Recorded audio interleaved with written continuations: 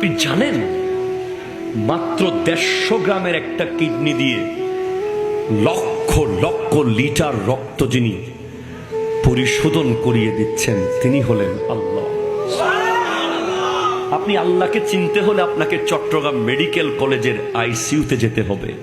আপনি যদি আল্লাহকে চিনতে চান আপনাকে দুইটা জায়গায় যেতে হবে, একটা হচ্ছে চট্টগ্রাম মেডিকেল বা যে কোনো মেডিকেলের আইসিইউতে, যেখানে সন্তান টাকা নিয়ে দাঁড়িয়ে আছে, ডক্টর আমার আব্বাকে একটা দিন কি বাঁচানো যায় না, ডক্টর বলছে উই আর সরি, ওনাকে আর বাঁচানোর সুযোগ নাই, আর রুগী বলছে আমাকে একবার সুযোগ করে দে, আমি মসজিদে গিয়ে 2 রাকাত নামাজ পড়ে তওবা করব।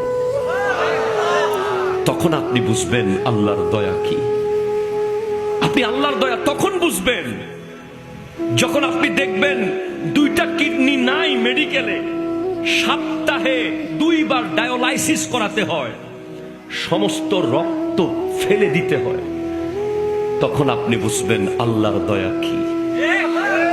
আপনি আল্লাহর দয়া কি তখন বুঝবেন